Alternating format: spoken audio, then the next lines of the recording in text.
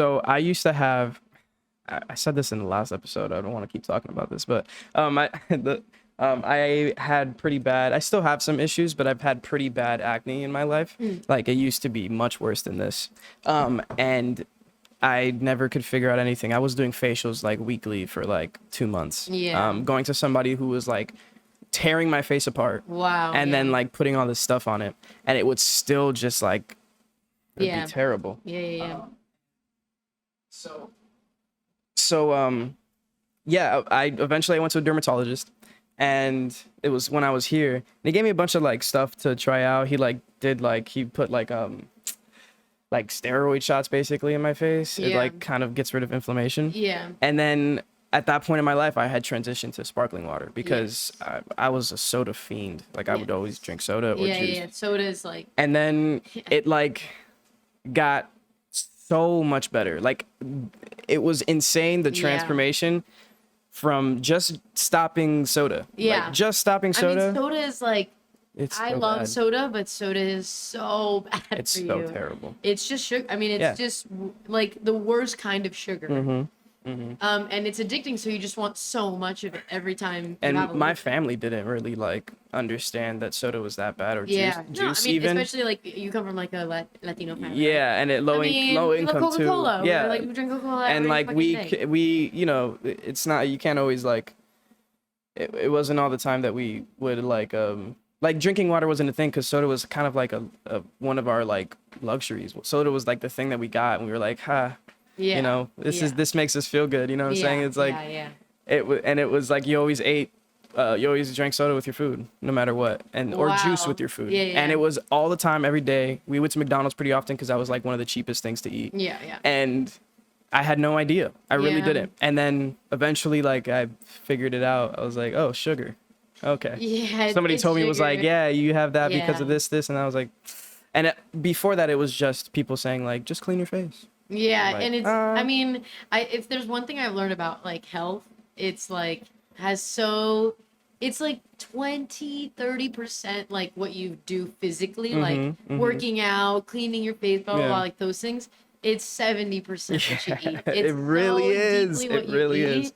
And like, I mean, obviously, it's like, you know, we eat like shit because that's this country, you know, where there's money, a lot of money. It's ingrained in our culture. It's big sugar, you know, big fucking caffeine, like and they want us to. We have I like that one. We have big pharma, sugar. we have big tech or something like that, and then we have big sugar. Big sugar is big sugar. A big one.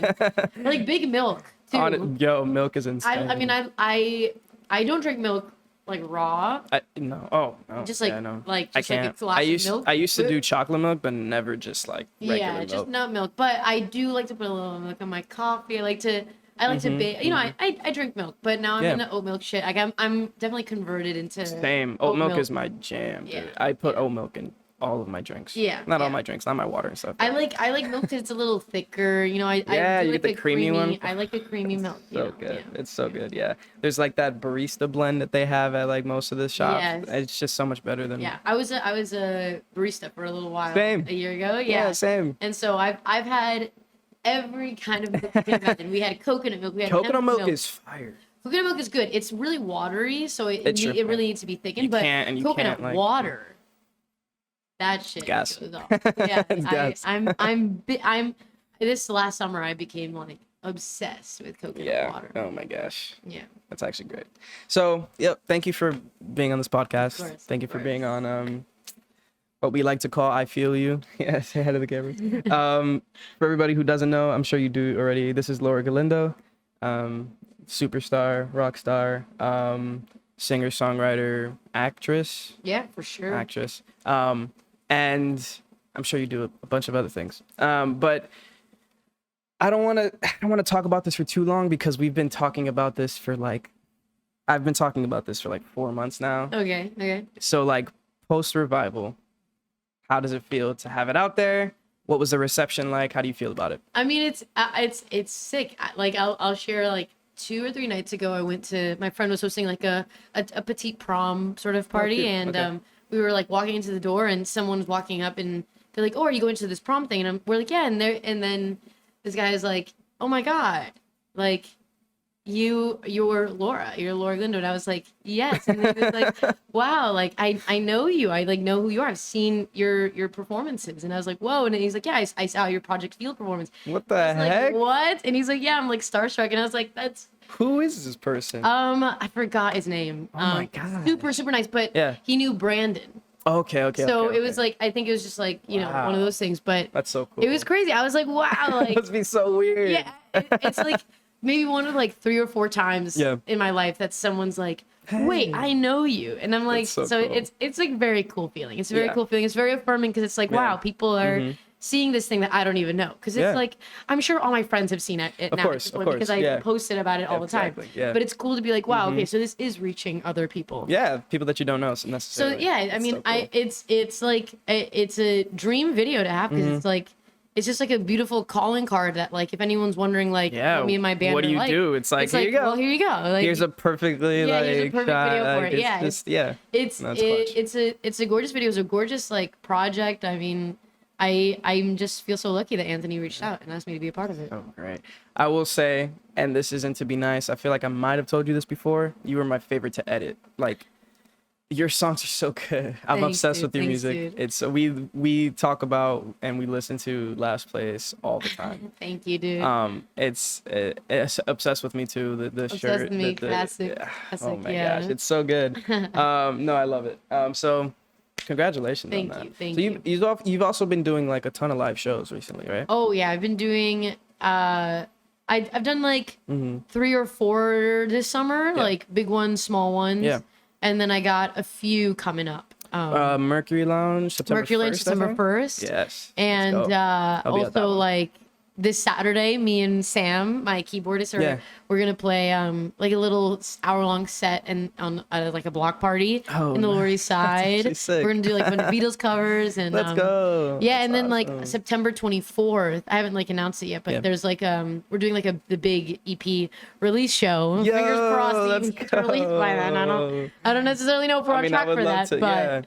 I would love for that to happen because then I get to say that you announced it here. I know that'd be great. But yeah, August 24th, it's at like Ars Nova, the theater that I'm a resident at. Oh, I'm like a resident artist at this really cool off-Broadway theater, and so they wanted to host the release show. It is actually so cool. Yeah. It's very exciting. Yeah. I love your music, and Loaded, the music video, it's so good. It's so dude. Simple. It's so beautiful. It's about something so like powerful and you can see it.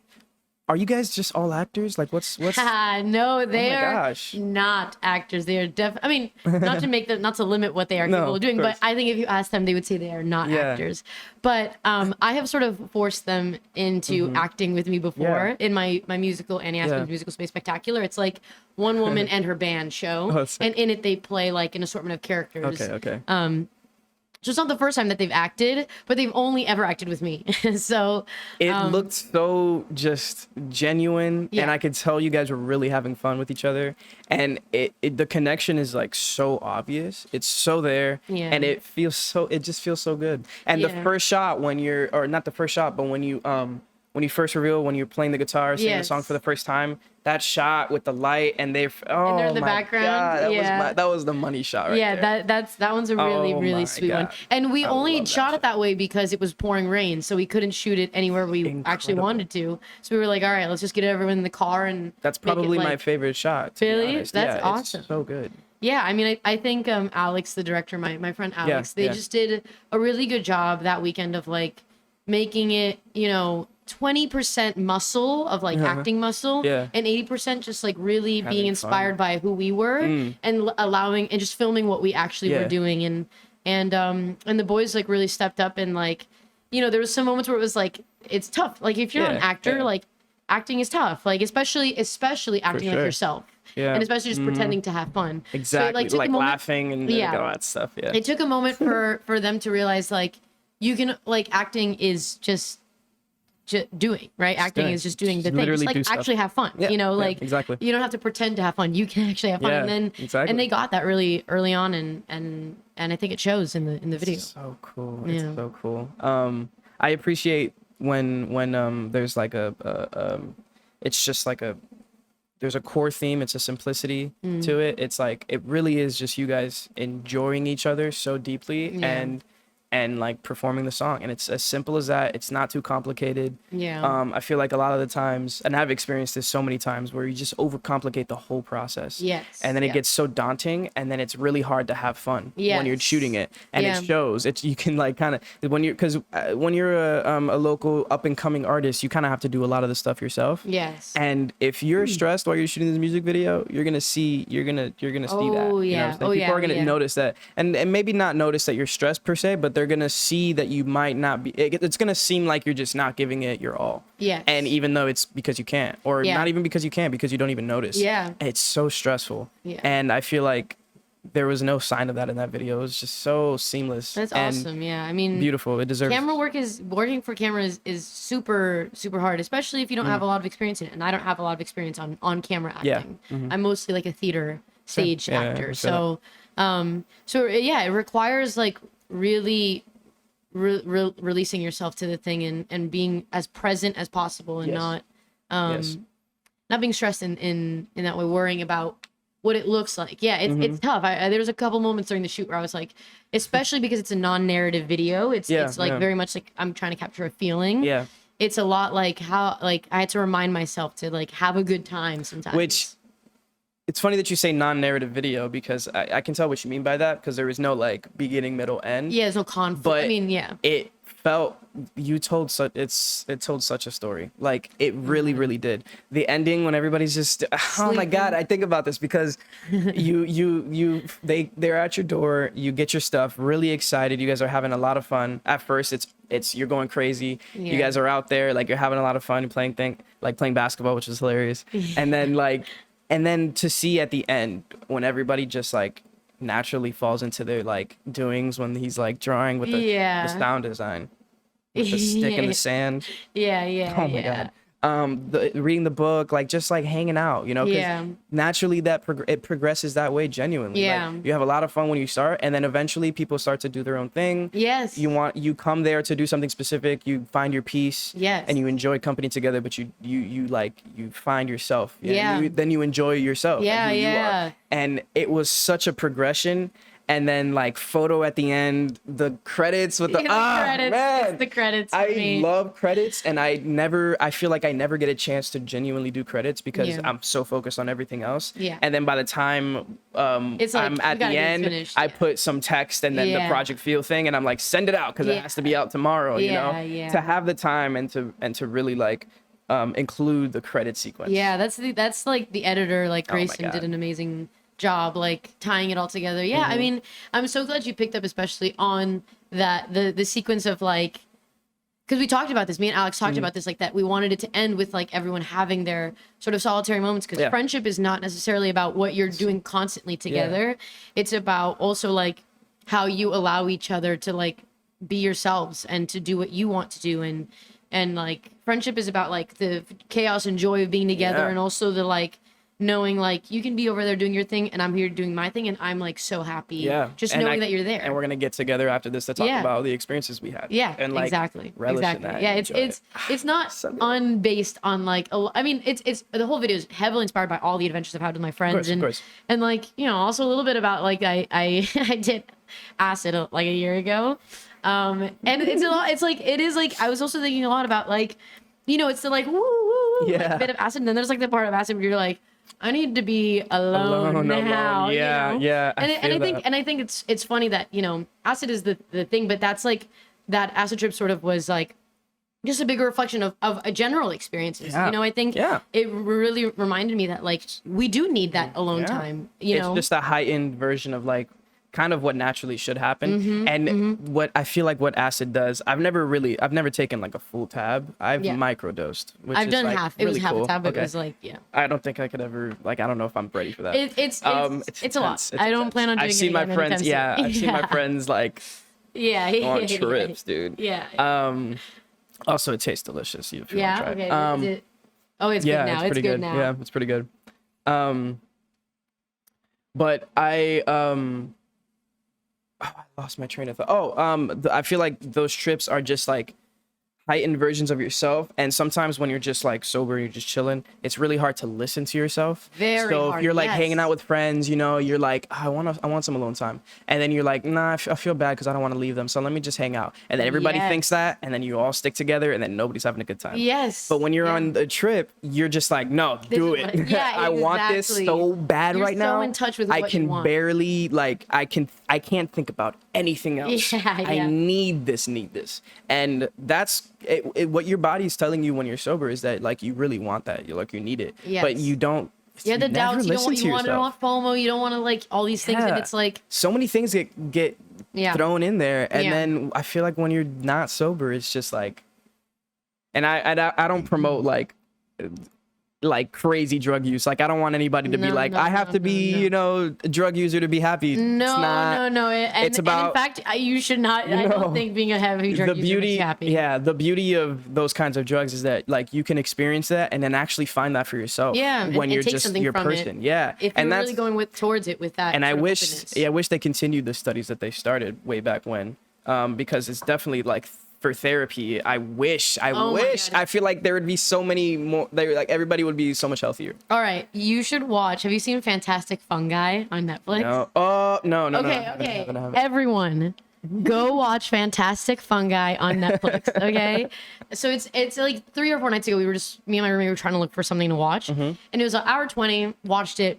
One of my favorite things I've like ever seen. So I mean, I also love docs about like food in the natural world and like stuff like that. And it's just about the power of mushrooms in general. And a big portion of it is about like the studies and like sort of the uncovered, you know, lore and of mushrooms and how and the power they can have today, psychedelically, you know, and like people like heal from deep wounds by doing controlled amounts of shrooms and like and in controlled environments and in a controlled environment too. I mean, there's people with Alzheimer's who like much later in their lives, you know, they take shrooms and someone guides them through they take their senses. I've seen that. And then they allow them to go through this like beautiful journey that like helps them open up and like deal with their Alzheimer's or even like regress their Alzheimer's. It's amazing. I mean, I highly recommend it. It's like it makes you so like amazed by the natural world, and I really hope the sciences start to like. I mean, there's a reason why we haven't, right? It's because government. The government, you know, what's up? Like, you know, a lot of things contribute to it, but like, you know, war on drugs and war on drugs. The way they kind of like stigmatized everything. Yeah, and there's no coincidence that it's like just drugs were all drugs. You know, there was no nuance. It was just like if you're taking a drug, you're going to jail. And I mean, and yet we take man-made chemicals every day. Consume them Big all sugar. the time. Big sugar. You know? It's insane. It's really sad, but I'm glad we live in a day and age where we're starting to see that shift. Yeah. And also I'm glad we live in the age of information because we can figure that out for ourselves. Yes, the age of information. That. Yeah, I've heard that term a lot, but just now you saying that, I really understand more what it means in the context of this conversation. Yes. It's like, it really is like, we have so much information that is so deeply accessible. It's too, and now we're dealing with like it's a lot. There's an overload. There's an overload. A lot of different ideas. A lot of people consuming a lot of different things. But I mean, you could argue for either way. But it's like, I'd rather have is it better to have more or to have less? I'd rather have it. I'd rather have more. Yeah. I think there's a way to control more and get it to where it's you know manageable. But when there's nothing, it's like when there's less, you feel like you have no control. Imagine living in a day. Oh my God, I think about this all the time. Imagine living in a place where the only way you got your news from anywhere else that's not like your house was through a newspaper. Yeah. A paper that came to your door and you just had to straight up believe it. Yep. Yeah. You just had to believe it. You couldn't choose. You couldn't be like, you know what, I'm gonna go over there just see what's really happening. I'm gonna go on the internet and I'm gonna watch a video about what happened and get my own opinion. You know what I'm saying? And it's dangerous because people feel like they become like, you know, there's a lot of people online that become like detectives and like scientists and like there's a lot of people out there that believe that they're much more because of the information that they have. Yeah. But it's better than people who know nothing and just are cattle. Just like have to believe whatever they're shown.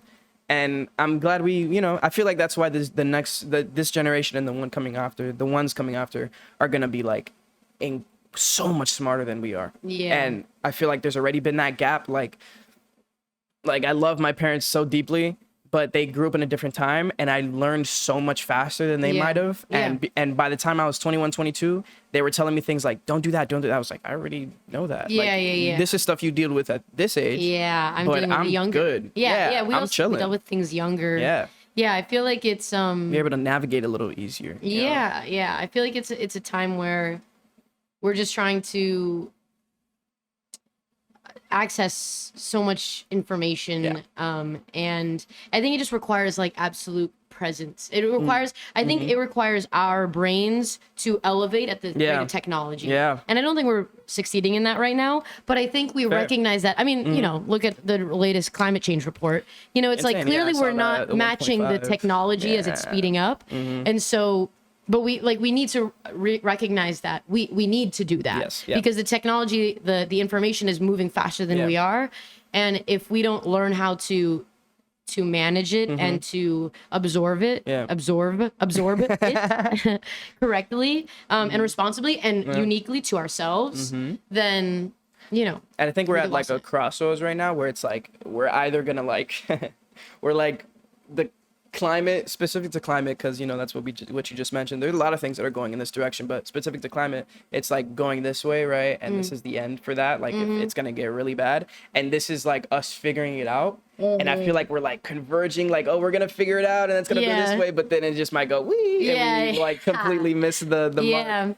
We're like this close. I think the world is this close. I think COVID actually was a big contributor to that because it kind of gave us a glimpse of what it could be like, you know, people shutting down for a little bit. I think there is somebody who said that there should be like a month out of the year where just everything shuts down for just that month. Like everybody figures it. And realistically, I know that's not completely possible because there are a lot of communities that wouldn't be able to sustain a month of just not doing anything.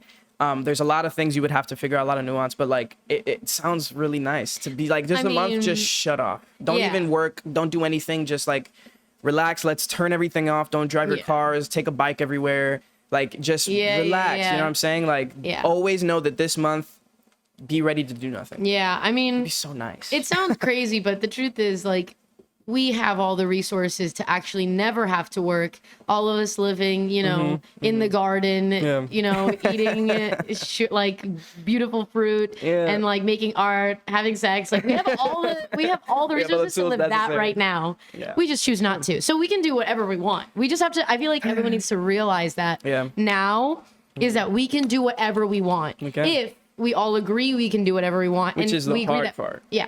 And we have to agree that like we, the people of this world, are bigger than the 5 tycoons who run it. You know what I mean? But it's like it's gonna take a little while, I think, until we can all like really believe the amount of power we have if we. I think the internet is the key too. Yeah. Because now we can talk to everybody. Yeah. I mean, like there are certain parts of the world that we still can't reach, but like almost like there are a lot of places that are impoverished that have Wi-Fi now. Like.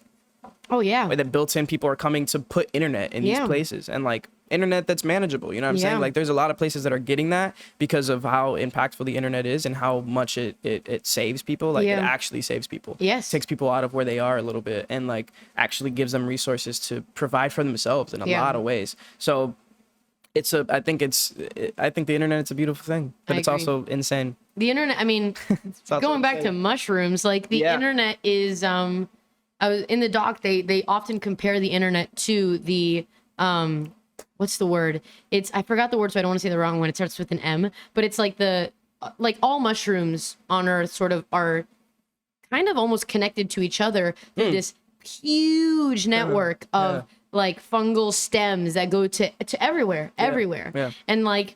One stems through the other, like there's and like the internet is much like mushrooms, That's really cool because I love to believe that we're all interconnected somehow. That everything that is alive is connected, and there are a lot of things that lead me to believe that. Circles being one of them. I love the shape of a circle and how that imagery in my head and that imagery in my life. The imagery in my life is like circles are everything in my life. It's just always this. Like my life is constantly this. Like so many full circle moments. Like since I moved here, like every single day, it's just like there's something else, right? And I love to think that we're all connected, and shrooms being that thing, and then the internet being that thing, and then like there's so many ways for us to feel connected in that way. And I think that everything kind of just, I think everything does have that cycle, and it's all like a, it's all, I also like to think in my circle, the circle is made up of like everything. So I like to, like the yin yang circle. Yes. Mine is a little like straighter, like down the middle. If I had to think of one. And on one side, it's all the great, and it's one side, it's all the bad, or good and the bad. And it all comes together to make a circle, and it's a perfect circle. Yeah. And there is no perfection.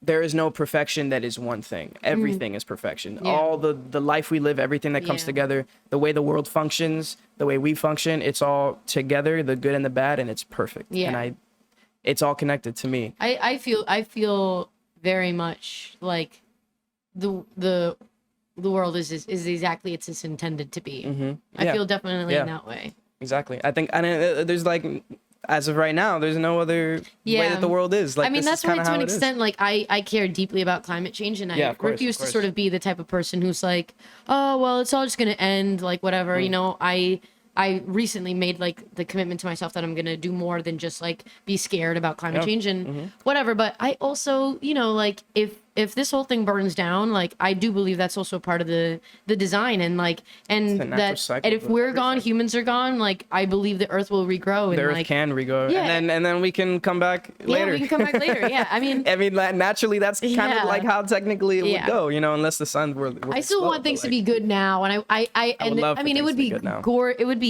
a gorgeous thing if we could figure out how to stop climate change. I think that's actually the most that is the human test. I think if we can learn how to like take care of this planet that we were gifted, then that is the proof that we deserve to be here. Yeah, if we can't learn how to do that, then it's because we don't deserve to be here. Yeah, exactly. Simply put, But I want to believe that we deserve to be here. I would love to see that in our lifetimes. I mean, we kind of have to see it in our lifetimes. Yeah, if we don't see it in our lifetimes, it's over. It's over. So, but like I kind of pray for the day that happens, and I can't wait. I would hope that we all like get together to celebrate. If that happens, I mean, we gotta have. I can't even imagine the sort of like joy and relief and belief and hope I would feel.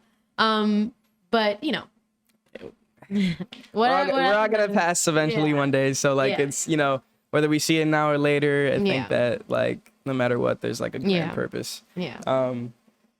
So you've done a few things, like drug related. You've probably done some other things that are pretty cool. But like you also talked about on the live your bucket list.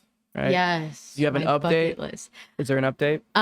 Yeah, I've done there was 30 things on the bucket list. I've done 12 to 12-ish of them. Yeah, which is good, but I need to. I'm like, okay, we got a month left. I gotta. Yeah, I mean, most people would see a bucket list and think this is what I want to do before I die. You know what I'm saying? You're just knocking them out. No, I need them. I need it done now. Yeah, because I feel now is the time. Now, I truly do believe it's good to have long-term goals, but none of those things are anything that takes more than a day to figure out. It just requires action, and I really believe in romanticizing your life. I believe in actively working towards a beautiful life, and that requires clear vision. That requires lists. That requires intention, constant intention. 100%. And so the bucket list seemed the most fun way to do that, also just because when you're 12 years old, that's a thing that you do. And I'm very inspired by young people and how hungry they are to live today. 100%. And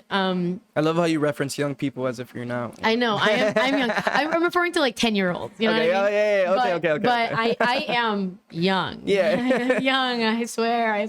That's great. Yeah. I fear aging deeply, but I'm young. Yeah. What are some of the favorite things that you've done so far that have been on the some of my favorite things? I was definitely I'm from Florida, so Same. and so I'm big beach person. So I definitely Wait, did I know you were from Florida? I think so. Did we talk about that? What part of Florida are you from? Orlando. Yes, I think I knew that. Okay. Yeah, I'm from Fort Lauderdale. I feel like I've heard that. Okay, yeah, continue. Yeah. Or I grew up in Fort Lauderdale. I was born in Colombia, but I grew up in Fort Lauderdale. But so a big thing on mine was just like go to the beach. That's why today I'm like, I gotta try and find the time to go to the fucking beach. In the end, I don't think I have the time to go to the beach today, but I know it's so upsetting. Tough. I realized I had a rehearsal tonight. I forgot.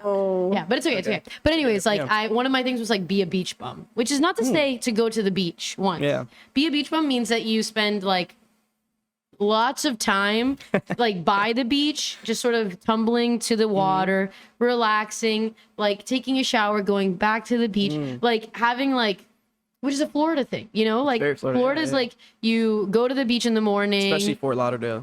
I mean, and I live like a 5-minute drive from the beach. Crazy. So it's like we go to the beach, we have like a really fun day, go home, shower, and then go back to the beach, have a little meal by the sunset, maybe take another dip in the water. It's like being a beach bum, right? That was big on my list. So and I managed to do it when I was in Los Angeles. That's so in Los Angeles. Well, I was in Laguna Beach. Yeah. It was really fun. What a good place to go. It was so sick. But like that was a huge fun adventure. Yeah, that's definitely one of the ones that I'm like, I'm so glad I did that because I didn't know how I would do that here. Yeah. You know, without having a car, but I managed to do it. That's great. That's awesome. So, you mentioned you went to LA. I did. What did you go to? Was it just vacation? It was partially just vacation, and also I wanted to. Me and my Alex, who shot the Loaded music video, we also wanted to shoot like a little something else, and so we shot a live take of a song I wrote called Not Time Yet. That's going to be on the EP. Nice. So it's like me against this backdrop, and it's like me singing it live with the track underneath. Awesome. So so we shot that. Yeah, it was gorgeous. I mean, we had to shoot it really, really fast. Yeah. It was like a very last minute project. Those are the best. But it was really, really fun. And then the rest of the time was truly just for vibes, for fun. Yeah, awesome. Because I always have a place to stay there. So it's like all I paid for it was really like the flight. Yep. And food. Yep. So yeah. It's pretty clutch. Do you know? Are you kind of aware? Like, are you ingrained in the music scene over there? Do you know anything about it? Not yet. I'd like to be. But you know, everyone since I've gotten back, everyone's like, "Are you moving to LA? Are you moving to LA?" And I'm like, "No, I don't think I'm moving to LA. I think." I enjoyed the idea that LA is like a flight away and that I have friends to stay with and that I hope at some point I get involved in projects that bring me to LA. Ideally. You know? And then like I feel happy being planted here. I mean, same. In the winter though, like I realized this last winter, like absolutely I need to get out of here for at least like 2 months. It's tough. It's like it's tough. Is this your first year here in New York? I've been for 4 years. Okay, so you know. Yeah. So you know. Winters are like, brutal. I can't it's not fair to myself anymore. It's just it really isn't. It's not fair to my mind, to my body to be here in the winter. It's brutal. It like really beats you up. Emotionally, I mean, pretty lonely too. It was the worst winter of my life this last winter for sure. The worst season of my life. Yeah. It was definitely bad. So I was just like, I can't do that again. Can't do that to myself anymore. So I'm hoping to find projects that get me out of here in the winter. I mean, ideally, that's kind of what you aim for. Like, you want to be traveling. I think that's a key component to being an artist, and a successful one is travel's probably like the biggest thing, because you think about like touring specifically, tours. You think about just like going to different places that have really strong music scenes, like LA, and even like Atlanta now. Like, there's a lot of places that you need to kind of like visit to feel that. So, Franco just went to Detroit, I think, not to make music, but to shoot a video for someone, a Detroit artist out there. I want to go to Detroit actually. I don't know what the vibes are there. I don't know what the vibes are there. I'm curious. There's going to be a portion of my life where I'm going to be really interested in exploring America. Right now, I'm not too much. Like I'm like more like I need to get out of here. I need to see other places. Yeah. I feel that. But like, you know, New Orleans, for example, one of the most like magical cities in the world, and for sure, I've lived in Paris. I've been to all over Europe. Like I've been all over. New Orleans has the best food in the world. Period. Wow. Yeah, to my taste. Yeah. New Orleans has the best food. Anywhere you go, you will find like the best food you've ever eaten. Anywhere you go to a deli and you'll find it. That's a big statement. That's a bold statement. I mean, I don't know. I'm not a traveled person. I don't know about a lot of places, but that's. I've heard other things from other people, so that's. Well, okay. To be fair, when I was in Paris, I didn't have money, so I was not really eating the really fancy stuff. I'm sure there's. But I mean, I haven't heard about. People don't, when people talk about Paris, they don't talk about food. Yeah. To be fair, they talk about the sights and the views and the vibes, I'm talking casual eats. The best place for casual eats in the world is New Orleans. For me, I mean, the only place that I've been to that has really great casual eats is here, New York. Like that's. You gotta teach me how to be inspired by food here again. I feel like I've lived here so long. Had your fair share. Yeah, I'm a little jaded by the food scene here, unfortunately. Interesting. I do have the best taco place. The best taco place in the world is 4 blocks from my house. That's so lit. It's called Nene's Deli Taqueria. Really? I highly suggest you hit it up. So yeah. I'm so down. I love the best birria taco you'll ever have. That's awesome. Yeah. There's a lot of foods that I was introduced to. I'm not like a big food person. I used to be very picky. I kind of I'm better now. Like I eat stuff that I used to not eat. Yeah. And things that I thought were pretty gross, but I just never had it proper. Like I never had it well made, you know. Food is like something that's takes again a lot of awareness to really appreciate because we are such passive eaters. Yeah, very passive. And oh my gosh, I know people that suck their food in vacuums and they don't, and I'm like, how was your food? They're like, I don't remember. Yeah, well, okay, so if you're looking for something to inspire you to be a more present eater, Cooked on Netflix. One of my top 5 favorite art pieces ever. Oh shoot. It's Cooked. It's like a 4-part documentary. And it's about food. And I watched it like 5 years ago and changed my life. Completely changed my life. Completely changed my relationship with food. That's so exciting. Yeah, it's one of the most beautiful things. Like it's like not like gorgeous. It's not like trying to be beautiful. Yeah. It's just so matter of fact about the magic of food that you're like, I was so moved by it. So Cooked on Netflix. I feel like I'm here to be like Cooked on Netflix. Documentary, doc, change your life. No, that's great. So how did you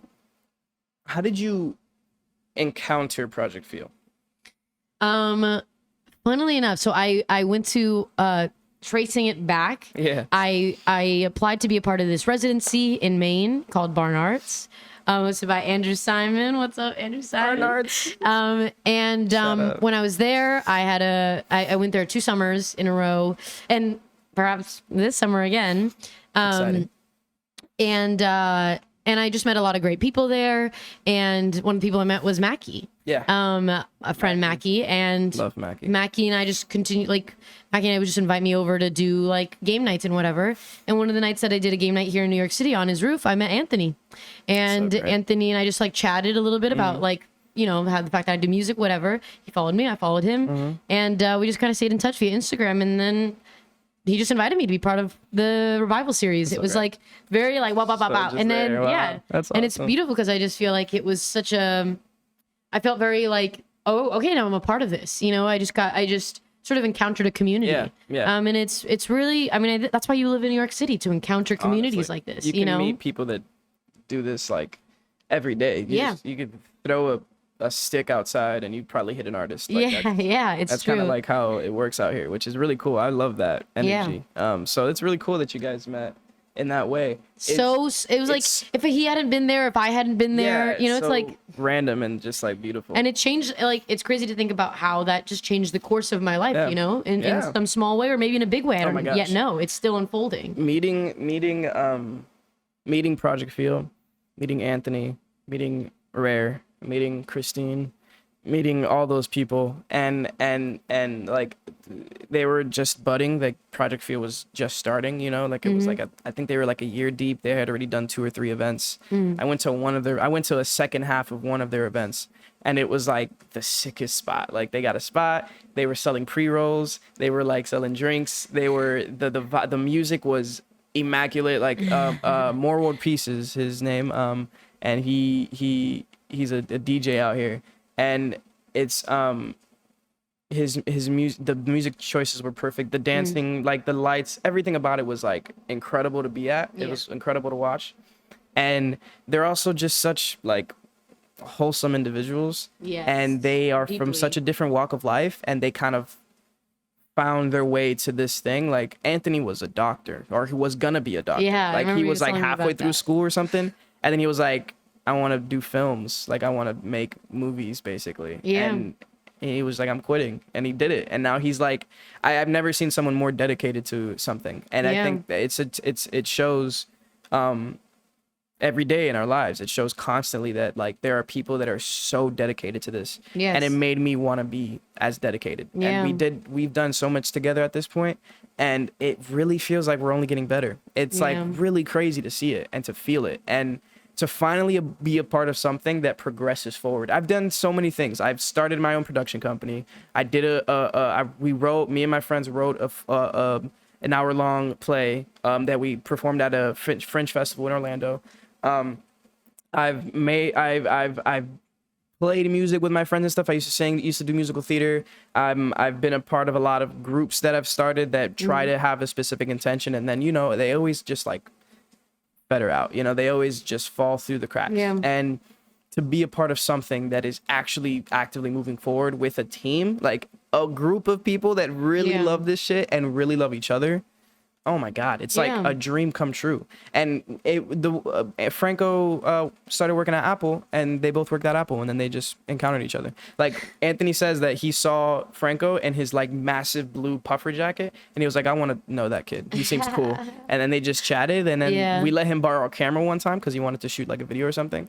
And then from there, I have the video of them like hanging out for the first time because I just put my camera, like my phone, and they were like talking. He showed him. Franco had just started making music. He showed Anthony his music, and he was like, "Oh, you're so good, dude!" Like, and then from there, like they gave Franco his own headlining performance. Like, it was, oh my gosh, the relationships. Yeah, it's beautiful how it unfolds so spontaneously. Yeah.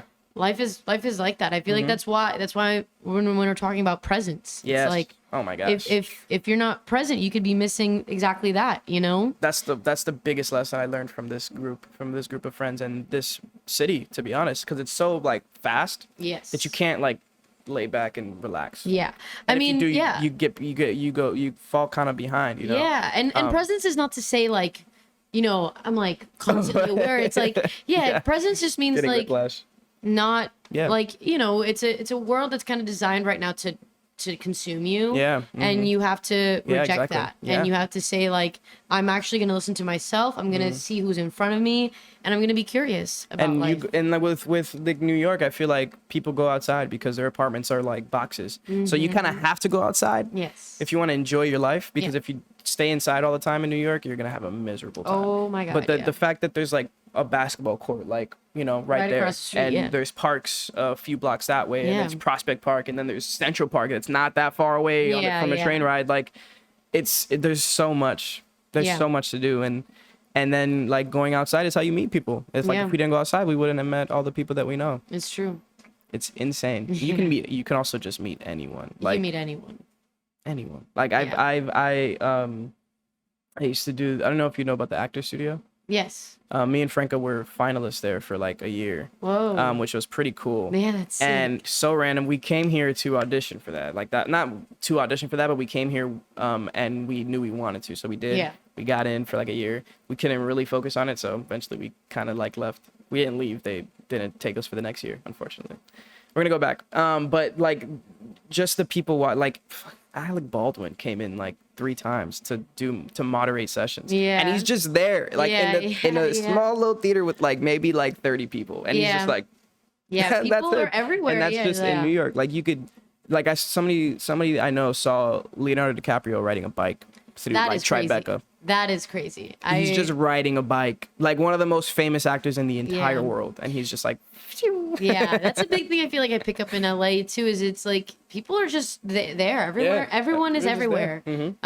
Like, yeah, and I feel like I don't know, but even lately, like I've just been sort of like, especially in school, like you're taught to like. Make sure you're keeping ties with all the important people that you need, blah, blah, blah, blah, blah. And like, yeah, that's definitely a part of it. But I definitely believe now that it's about like investing in your peers. Yes. Seeing who in your 1000%. friend group is like you actually think has got what it fucking takes and has like the drive and the you know, inspiration and be like, I believe in you. Let's make shit together. Yeah. That's another lesson that I've also learned is that one thing that we were taught in this generation is that, or not in this like all generation, I'm not gonna like we're taught that specifically in the United States is that like you should be always looking for someone that's like more famous than you are to get to that like level. Like, and that's what you need to do to like make it, is that you need to find someone who's like popping and then like have them like kind of, I don't know what you expect, but like have them take like, you under their wing or something like that. Yeah. So like people aren't really like looking or like around them. They're kind of looking above them. You know, they're trying to like find something that's up there, and community is so much more important. Yeah, I agree. It's so much more important. Like that's how you build a natural, realistic fan base, like a real fan base. And it starts with your peers. Like your peers are probably your biggest fans from day one. Like those are the people that are going to be there for as long as you are doing this, probably. Like, and those are the people that you know you can trust, because everybody else after you make it, I guess, is going to be hard to, you know, figure out. So like people often forget that you have to invest in your community. Yeah. You have to, because that's so much more important than investing in like ad marketing. Like it works, but like there's nothing like going somewhere, going outside, doing a live show, interacting with real people, going to other people's live shows, like doing all that stuff and then truly deeply connecting with people. Yeah, I agree. So important. Yeah, I agree completely. So, that's the Project Feel motto too. It's like crazy. We have questions from people, so we kind of opened it up. Bring it. For people who are listening now, you're definitely on Patreon. And for the next few interviews, you are going to be the only ones allowed to ask questions. For the first two, we opened it up to Instagram as well, because we're trying to build our Patreon following. And we wanted to have a good amount of questions to ask our guests. But for Patreon members, don't worry. It's going to be exclusive next time. It's all for you. But so we have a few questions from Instagram. And we have a decent amount of time left, but I'm going to try to get through all of these. So from Christine, actually, who is your greatest musical inspiration? My greatest musical inspiration. Yeah. It's a big one, I know. It's a big one. Yeah. I mean, it's so cliche, but it's what I grew up on. So, you know, the Beatles, for sure. I think I'm deeply inspired by how much they refused to stick to one sound and how much fun they seemed to have in the music they made. Yes. And how each track is its own little world. And how they were interested in like feelings and like and really getting people to like feel something. And I mean, and the progressions that Paul wrote and the lyrics that John wrote, like it's unbeatable. I mean, and it's also just literally what I grew up on. So it's like, I still don't know how to listen to the Beatles without it feeling weighted by the years and years that I've listened to them. And so it's really like, it feels like home. Listening to the Beatles feels like home for me. That's so great. Yeah. So it's a huge inspiration. Nice. That's a really, I mean, that's a great one. Yeah. I can't argue at all. Next one's from David Waves, the CFO of Project Feel. He says, how often do you listen to your own music? And how do you feel about listening to yourself? Because he's trying to find out if you listen to Last Place 20 times a day like everybody else does. I would say I listen to my unreleased music all the time. Yeah. All the time. Especially those little voice notes of like me in my room. I listen to that shit all the time. That's so great. By the time a song is released, I have listened to it so many times. I've listened to every mix, every master. Like I have listened to it to death. So, I mean, like right now I can't listen to Loaded. As much as I love the song Loaded, I can't listen to it.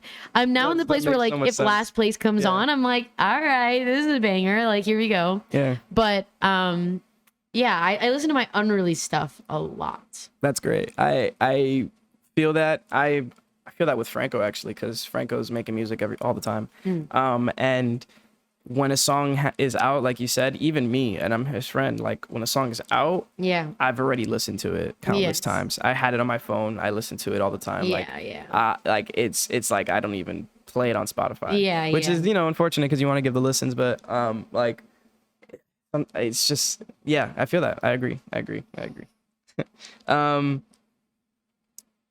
Joking Films asks, when did you, or how did you start singing? Yeah, or when? And he said, why the fuck is she so good at it? I have sung, classic story of like I've been singing forever. It was one of those things where it was like I remember one of the first like real times where I was like singing was we just got to America like a few years before, and I don't know, someone gave my mom like a CD that was like American music, like here's a taste of like American music. And so like on this CD was like Totally Clipped to the Heart, that Air Supply song that's like making love out of nothing at all. Wow. Complicated by Avril Lavigne. It was a wide. What? I was like, what is this? Giving you everything. But literally like this album, like this like collection of songs became like I would be in the car singing every fucking day, like all the time. I'd be in elementary school, like at lunch being like, guys, you guys want to have a singing competition? Let's have a singing competition. And everyone's like, no, Laura, we don't. And I'm like, come on, guys, come on. Like, it was like that. It was singing competition. Yeah. Like I was just like so into singing, and especially like I went around 4th or 5th grade, I started getting into like the Jonas Brothers and Jesse McCartney and like sort of boy band rock star, kind of vibes. And so like my mom would drive me to school, and my mom was a teacher at the school that I went to, so she would go in to like do her teacher stuff like early in the morning. And so she'd be like, you can just stay in the car and listen to music. So every morning from like 4th and 5th grade, every single morning it was like I had 30 minutes in the car every morning to listen to whatever I wanted to listen to, and just like jam the fuck out. I was like, I went in every single morning, like singing every song. It was the same 3 CDs over and over again. That's great practice. But it was just like, I also think it just really taught me to like love music for the joy of it, for like the joy of sitting in your car and just like rocking out. And so one of the best places to listen to music. And so I think I just loved it, and I sing. I think the reason why I'm any good at singing now is just because I do it all the goddamn time. I'm in my room singing all day. Like singing is just such a pleasure for me. It's like so fun. That's awesome. Yeah. That's definitely clutch. I feel like there are a lot of people, not a lot of people, I can't even say this like confidently, but I feel like there might be some people who do singing, they sing, they enjoy it, and they sing really, really well, but they sometimes, I feel like, don't necessarily have like a passion for it anymore. They're just really good at it, and then like that's what they do, and that's what people expect, and I think that to have the love for it is just so that's gonna be helpful in it's your a regenerative, renewable resource. Like it's like I know it's never gonna go away. That's so great. So Shalise asks, which is Emma, you remember Emma, the little girl that came into the revival that one time? Yes. That's her mother, Shalise, and Rare's girlfriend. She asks, who is your biggest motivator to continue doing your art? Whether it's like somebody out there or somebody that you personally know. I think I feel anyone who's done like art from a young age in a community where people support that has been told hundreds and hundreds of times, like, I can't wait for you to get all you deserve. Like, you're gonna be famous. La, la, la, la. And it's like, I had a period where that was like haunting me, and it was like, geez, I better like fucking show up for all these people. But now I just feel, I think my greatest motivator is I'm aware of the state of the world, and the truth is, like, I believe I have some power, some control over what happens as an individual, but I think I will have a lot more control and a lot more power and a lot more like that I can actually fucking do something if I just have a bigger platform to do it on. And so a huge motivator lately for me has been like realizing like I want to help the world. I want to help us solve these things. And I don't have all the answers, but like, I'm definitely better than some fucking tycoon or some fucking, you know, famous person who doesn't give a fuck. Yeah. So like, I feel motivated by the idea that like, if I want change as much as I do, maybe like getting a step ahead, will allow me to do that and will allow me to help, you know, the people in my community growing up, my family in Colombia, and then just like the people in my community here in Bushwick in New York and like around the world. Like I'm motivated by like what success allows you to give back. I want to give back deeply, deeply. So that's my motivator. That's a great intention. I feel like the people that get to that point and then just actively do that, like I feel like there's so many famous people that do that nowadays, and it's really, really great. Like it helps a lot, and they're doing something. A lot of people, and I still think they can all be doing more. You know, I think the precedent for how much a celebrity can affect change is still not totally set. There's a few, like, you know, like No Name, for example, is someone who I think is committed to using their success as part of change. Ashton Kutcher. Ashton Kutcher's like fucking he's out doing there it. He's working. Yeah, exactly. Like, I think it requires... I think it requires this intention from the beginning that this is why I want success, you know? And so I'm hoping that because it's so firm in me now, that will stay in place when I do find that success, when I do, because I have to manifest it, right? So it's like, when I do find it, I need to. There are a lot of places that need that as well. Like, I feel like a great thing for some cities, like you think about like Compton, like it used to be like, or I'm not sure the state of it now, but like so many great artists came from Compton, and I feel like so many of them have the strong urges to go back and help. Yes. Like, I feel like the people that are really famous from there, like even Roddy Ricch, like he's like wants to do a lot for that city, and like and there's a lot of people that create things and then they get really famous and then they always go back, and that's really, really, really important. Because those communities that they come from, typically, like, they're not like, I feel like with artists, a lot of them come from broken places, and when you go back to help, like, it's just so like, it's so important. And I don't know what else you're doing it for. It's, you know, I don't know what else would be worth.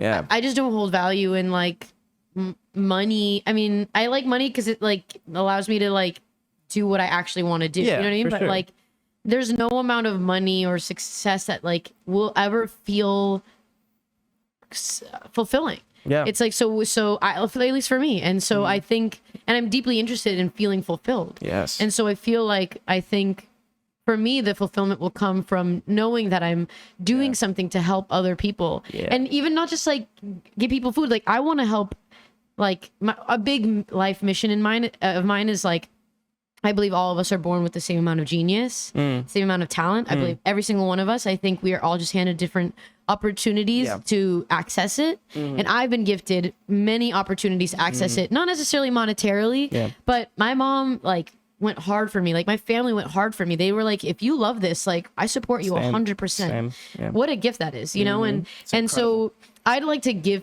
back, like, to the, like, I want to see how I can help other people access art, their inner artist. Also simply because, like, I am firsthand experiencer of how much, like, joy and how much fulfillment and how much meaning I get from life. Just because I make art. Not even, like, I want everyone to be a recording artist. Like, I just want everyone to, like, feel like that an artistic practice can be a fulfilling part of their life. You know, like... and then also I want to help make sure people get fed, and I want to make sure people have homes, and I want to make sure people have healthcare. Like, you know, it also that's huge. It also saves kids too. Like, I remember I got saved by theater. Like, I was going to be a bum or a military kid. Like, I was going for one of those, and I had nothing else. And it was end of my junior year. I found theater, not being told about that before at all, not even being afforded that experience, or somebody saying like, here's all of the things that you can do. What do you want to do? Right. Or not even that. It's like also showing me what those things are, not just saying like, this is theater, like you take a theater class. I would think so many different things that I don't want. I'm like, I don't want to do that. That sounds dorky. But then you're there and you're like, I actually enjoy this a lot. I didn't think I would. Why didn't anybody tell me about this? Right. And giving kids those opportunities earlier on to express themselves in that way. Because, you know, some kids, for most kids, it'll be like, this is a really great thing to express myself. I found like myself in this, and I can enjoy being other characters in this. And then for some kids, for like a small percentage of kids, it's like that's everything for them. And it's like, I just want to do this for the rest of my life. Yeah. And they have to be afforded those opportunities to know that first. Yeah.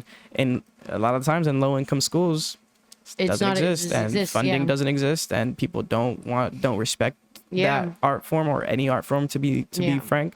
It's all sports. Yeah. So, and if there's no money in it, how can you expect kids to think it's cool to do theater? You know what I mean? Like, I definitely believe in, like, I think everyone should take a theater class. I think everyone should take a painting class. I think everyone should take a music class. I think, because like, even if you end up becoming a lawyer or whatever, like, to go home and like be like, I want to paint after I do my lawyer shit today. You know, like that is, I think, just super important to having a full fulfilled life. Like I really there's some I read some studies about people who found there's this book called The Artist's Journey, I think, or something like that. The Artist's Way. The Artist's Way. Yes. Oh my God, it sits on my desk. Writing the daily pages. Yep, I did it this morning. You did? I want to keep getting on it because it was really helpful. But writing those 3 pages, reading about those people who had no connection to art, but then they would do that and find healing in that. Yes, yeah. Those are the things, expression, like those are the things that are crucial to the human experience. Yeah. And they've been like stifled for a very long time. Very long time. Especially in like a corporate environment where it's all about the money, you know what I'm saying? Like, when that's a waste of time. When are you ever encouraged to like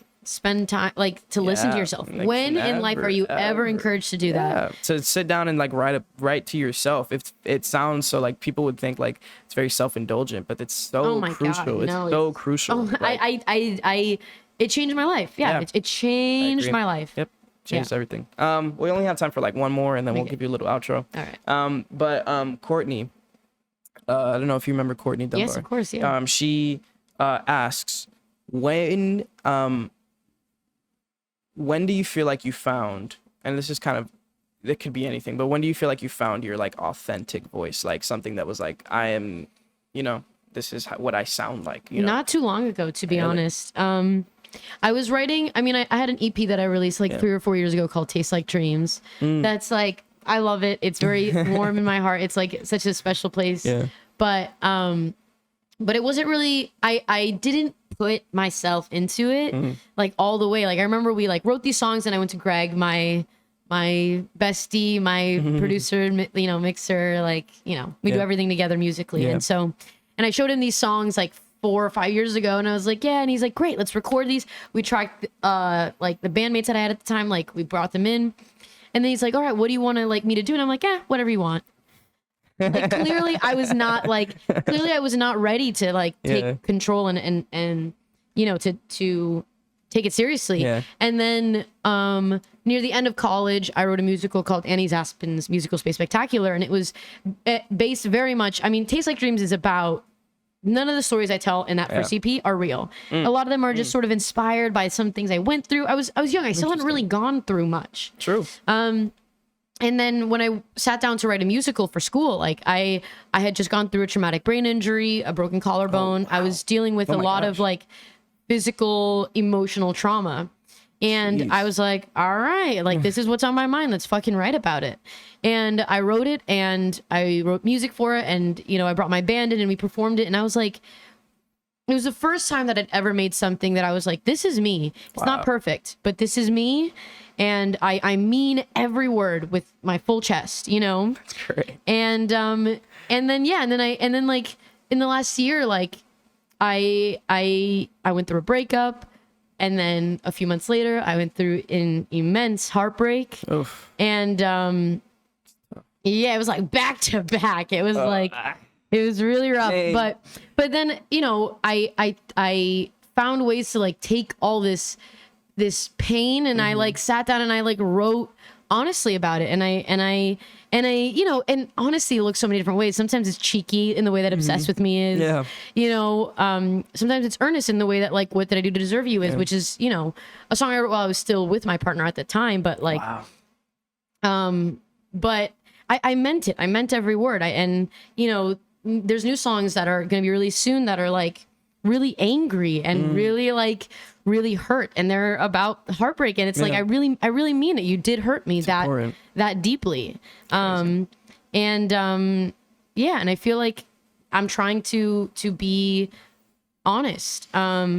And honesty doesn't necessarily mean the truth. Honesty means more just like really coming to it in the genuine desire to like connect and to let people see something inside of me.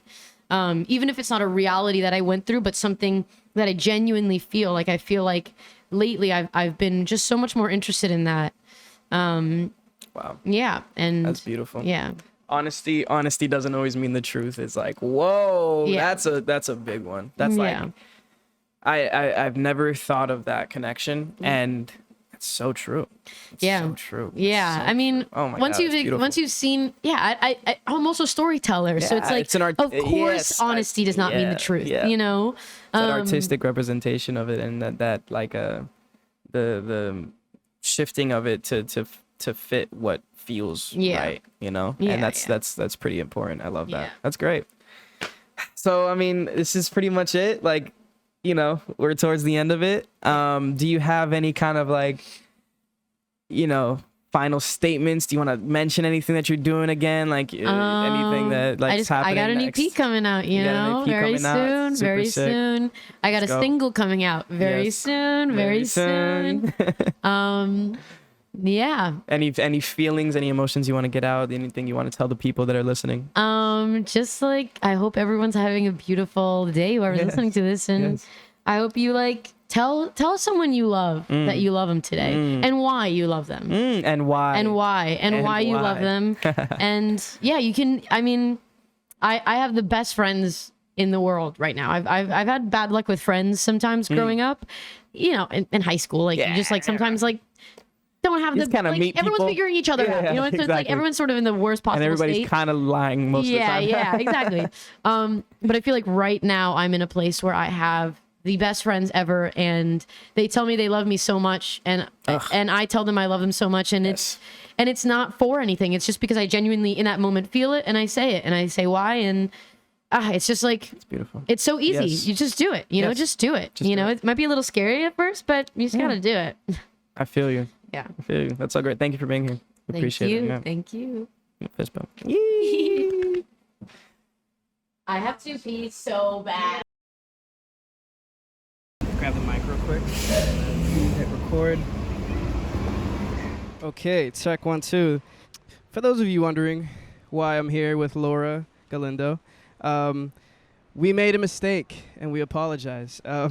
We filmed the podcast, and then a bunch of you guys were asked if you had any questions for Laura. And so this is us making up for it and meeting up again. She was nice enough to meet up again. And I'm just going to ask her the questions that you guys had. So, yeah, let's get into it. One person says, I'm curious to hear how growing her relationships with her band members has impacted her life in music. And also, you know, beyond music. I don't remember if I answered this in the first podcast episode, but like, I mean, my bandmates are the reason why I am doing music. I mean, I would be doing it anyways, but I don't think I would be taking it as seriously if not for having met, you know, Greg just sort of randomly my freshman year asking like in a Facebook group, like, does anyone play the cajon? And someone tagged Greg. And then we started playing together. And since then, you know, he introduced me to every single person I play with. And it was really important to me after like a year or two of just sort of casually gigging together that I actually got to know them and became like, and just like really, you know, cherish them. Especially just the more I was around them, I was like, I like them more than just as my bandmates. I like them as people. And the closer we got as friends, the like more beautiful and fulfilling our musical relationship became. So the two are super, super tied up for me, and I'm really lucky to be able to have a relationship with my bandmates that's like genuine to the core. Like they really are some of my best friends in the whole world. That's a great answer. Yeah, they're all so cool. They're all so dope. Different. Like, yeah, so vastly different. Okay. They also their next comment was they're a tight knit crew, and it's beautiful to see how see and feel like there's a lot to learn from that. So they appreciate that. she doesn't know if this is too personal, or they don't know. I don't know who this is. They don't know if this is too personal, but they're curious and how you go about. And of course, you don't have to answer this if you don't want to. But when it comes to compensation, like with your bandmates, like, do they do like percentage? Is it like upfront? And answer however you feel fit. I think it's super important to answer this because I think I had no idea how this worked, and so I was running it a certain way for a while, under a false assumption, or not a false assumption, but just a uninvestigated assumption. Basically, like, the way it's working right now is I pay, for example, for recording music. When we record music, I pay Greg, my producer, engineer, everything, like a set amount that we agreed to. And it actually took us a while to get to that conversation, because for a while he was just working for me for free, and he, like, because he loves me, was like, yeah, like, I'm cool with this. But ultimately, like, after a while, I was like, he would mention he was struggling for money, and I don't know, eventually the conversation had to happen where I was like, dude, like, you're putting in truly hundreds of hours into what we do. Like, you deserve to be compensated. I can't necessarily pay you the amount you deserve, but I need to be able to pay you something so that you know that the work that you're doing is appreciated.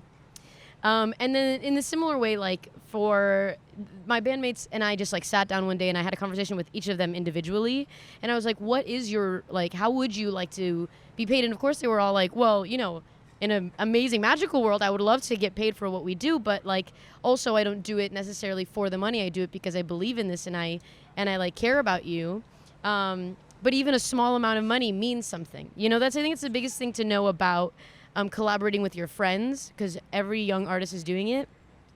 It's not necessarily about the monetary amount, especially if they're real homies. It's more just about, like, what of the hard work that I put into making money, what of that can I give back to my bandmates for the hard work they do for me? And so we do it that way. And then, for shows, it's usually just like we split whatever we make at the ticket sales or whatever. I don't usually pay my band for shows out of pocket, because they were like, it's fine, we don't need to do that. But let's say we go to rehearsal, I'll try and, a new thing I'm definitely trying to stick to is, like, I'll bring pizza, I'll bring drinks. It's about those small ways to remind your collaborators that you really care about them. And money is, like, in the real world, a way to show exactly, that it's a way to give a gesture of care, Yeah. Yeah, that's great. And people kind of undervalue the how far money goes because of, like, the negative implications, and people are afraid to have those conversations because sometimes it's like, definitely. So yeah, I hear that. And also, this person also wants to know, you were a part of something called Playwrights Horizons. Is that what that is? Okay. So they're asking, what was the most valuable thing that you learned while doing that? I was a part of Playwrights Horizons Theater School for on and off 4 years. It is fundamental to my artistic, like, identity, was my time there. I think the biggest thing I learned there is collaboration, 100%. It's because I went to school for theater, just, like, general theater, and a lot of people who go to school for that take 8 hours of acting classes a day, different types of acting classes, and then they call it a day. Whereas with playwrights, it was like we took writing, directing, group collaboration classes, movement classes, acting. We did all of that every single day. Which, yeah, of course, do I sometimes wish I had more time to focus on acting? Sure. But ultimately, I think what I got in return was a genuinely priceless skill of, like, knowing exactly how to walk into a room and communicate with whoever's in that room most clearly, and with the most joy, and, like, art first, and how to leave your ego at the door. Do I always succeed in that? No, but I was forced to have that experience every single day, every single week. And even if I didn't, like, actually, like, learn a few things, like, specific things about it, just by doing it constantly, I became a better collaborator. And I mean, I get cast in shows now simply because of my reputation as a collaborator, and it really goes a long way. And it's also, like, what I'm interested in as an actor is how can I like join a collective to perform something, you know? So yeah. Great answer. And yeah, I guess it goes right into the next question and our last question. They would be interested in hearing, as a person who did theater and studied theater in college, how was it branching out into the music industry? And how was that experience? Like what, you know, how did that go?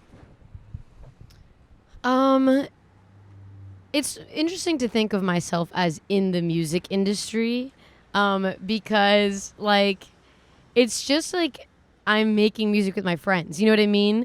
I've not signed any contracts. I've not, you know, done anything like that. But certainly, like, it was music just sort of feels like a little passion project that's I'm taking suddenly very seriously. Because with theater, I do have like more of like an agent. I have more like people who I turn to get cast and things. Whereas music is a sort of new thing that I'm just meeting people through all the time. But the transition, I mean, ultimately what I'm interested in as an artist is finding the ways that theater and music are actually, you know, just sort of destined to work together. And I think for a while I thought I just had to be like music. And lately, you know, I had a lot of conversations with my bandmates about like even how to run rehearsals. And I realized like, what if I started running music rehearsals the way, came into it, the way a director would prepare to direct their actors for an acting rehearsal.